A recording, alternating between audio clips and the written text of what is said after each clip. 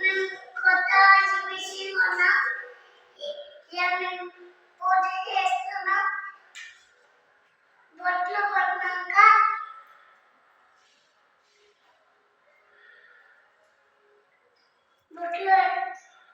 కొట్టినాక కొబ్బరికాయ కొడతా చూడండి.